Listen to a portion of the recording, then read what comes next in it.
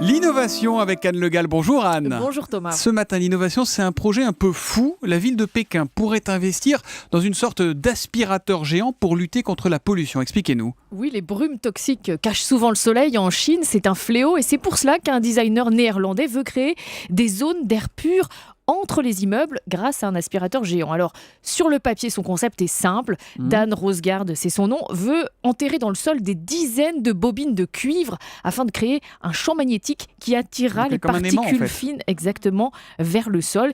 Il a, paraît-il, créé un prototype capable de créer comme ça une colonne de 30 000 mètres cubes d'air purifié. Mais alors, elles vont où ces particules fines? Elles tombent par terre. Ouais. Elles tombent par terre et Dan Rosgaard voudrait en faire des bijoux car Des il bijoux assure qu'en comprimant la poussière de polluants, on peut fabriquer des diamants. Alors pourquoi pas, hein, mais si ça marche, il faudra quand même un peu plus d'1 kilomètre cube d'air pollué pour fabriquer un seul bijou. Oula, oui. Donc c'est pas tout à fait gagné cette histoire. Il faudra un petit peu de patience avant d'acheter son diamant en particules de pollution. C'est sûr. Mais ça intéresse vraiment les autorités chinoises, ce projet-là, ou pas? Ou c'est vraiment anecdotique? Pour la partie aspirateur, Ouais. oui, absolument. Oui, pas Selon pour les bijoux, le ouais. journal britannique The Guardian, le designer a d'ores et déjà signé un accord pour tester le procédé.